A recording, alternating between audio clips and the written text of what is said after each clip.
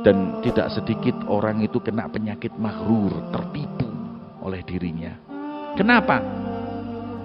Karena tertutupnya aib-aibnya. Jadi orang itu kalau nggak tahu kekurangan dirinya, dia akan melihat dirinya besar. Kita ini kalau nggak tahu di mana letak kelemahan kita, kita akan merasa diri kita ini besar. Aku lo pinter, aku lo ini. Karena apa? Tertutup. Makanya kita butuh orang yang nasihatin kita, membuka kelemahan kita. Dan itu nggak gampang, hadirin.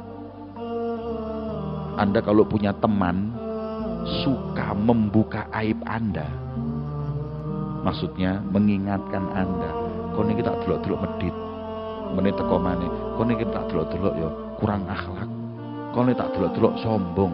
Kalau Anda punya teman seperti itu, jangan dilepas.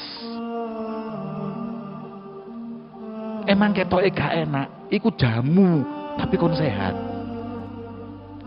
Tapi sebaliknya sana iku mau membuat Anda lupa diri. Hati-hati hadirin. Imam Ghazali dalam Ihya Ulumuddin, beliau mengatakan orang itu kalau mau tahu kekurangan dirinya, penyakit yang ada pada dirinya, maka dia harus memilih 4. Sampean harus punya 4 ini. Kalau enggak bisa. Yang pertama, punya guru. Guru ini tahu kelemahan Anda dan Anda akan dibuka. Kamu sombong, kamu begini, kamu begini, kamu begini. Biasanya murid kalau sudah kena guru manut-manut, nggih, nggih Beb, nggih Yai, wis ngono tok. Enak ini.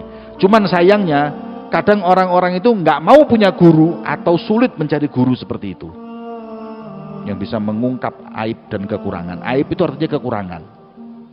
Jadi aib sama dengan kekurangan. Kita semua ini kan punya aib, punya kekurangan. Cuman kadang kita nggak tahu, apalagi ada yang diantara kita ini Masya Allah, aib kita nggak tahu, aib orang semua sak batu tahu. Oh iki aib ini, oh iki aib lek kon aib apa? Mboy apa? Kesian orang yang seperti ini. Cari guru. Sowan ke guru, tanya, deket, punya guru yang membimbing dia. Ini kadang-kadang kitanya yang nggak mau punya guru kok diatur, atau nggak punya guru, atau nggak dapat orang seperti itu. Yang pertama. Yang kedua, ini yang harus kita cari. Wis iki guru rada repot. Ya. Yang kedua, sodik soduk, ghairu mudahin. Teman yang benar-benar teman yang dia itu nggak basa-basi.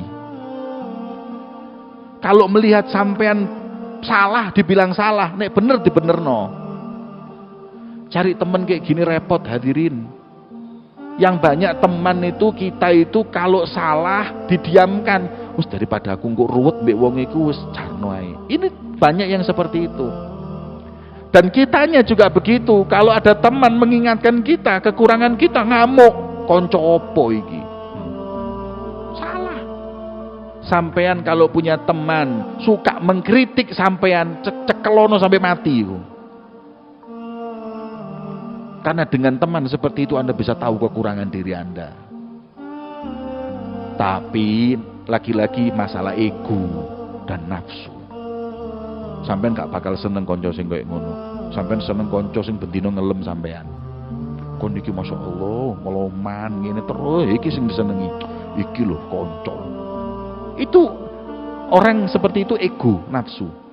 Padahal hakikatnya ini bukan teman. Ini bukan teman. Saya mau tanya, apa Anda marah atau Anda bahagia kepada seseorang yang mengingatkan Anda ketika Anda mau disengat oleh ular? Ada ular mau nyengat.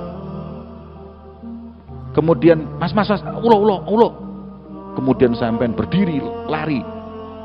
Anda akan marah apa terima kasih?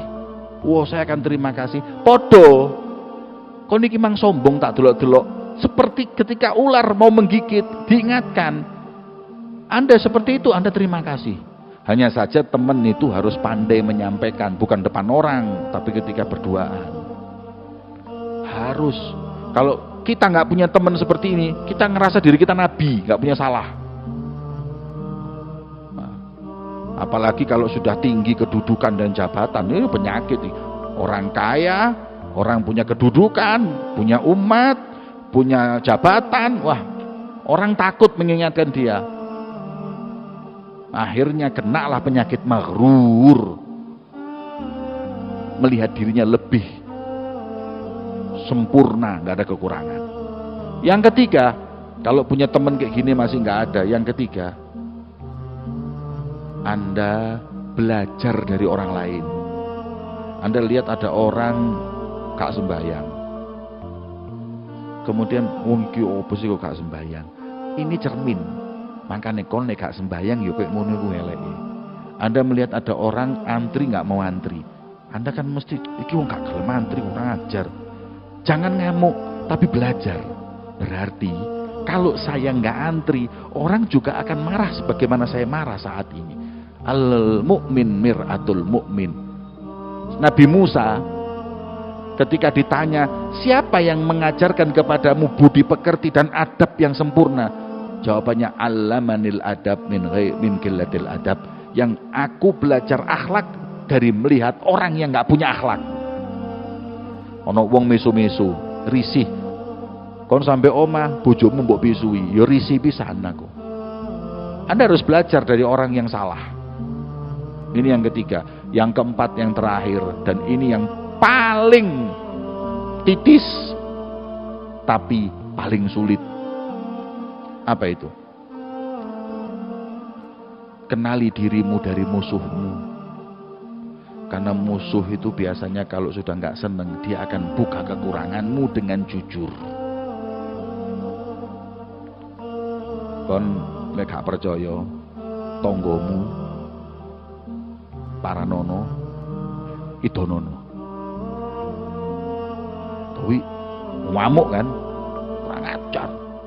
Setelah ngamuk, mulai nafsunya dia keluar dan berkata, kok nik mulai biyen tak delok-delok, kok niki memang medit. Nah itu betul medit itu, betul itu. Dulu dia nggak mau mengatakan, nggak mau masalah sama sampean. Sekarang ketika dia marah, dia buka semua kekurangan Anda. Makanya kalau sampai dipisui wong, tetangga yang tahu atau istri atau siapa, dengarkan. Kamu itu memang ini itu rumono. Tapi kadang lagi-lagi ego. Ini musuhku ini iri denganku, makanya dia fitnah saya. Ego lagi gara-garanya, nafsu lagi yang membuat kita akhirnya tetap nggak berubah.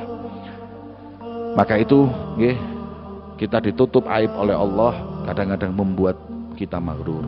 Makanya kita harus tahu bagaimana aib diri kita agar insya Allah kita bisa membenahinya dan bisa menjadi lebih baik. Amin. Allahumma amin.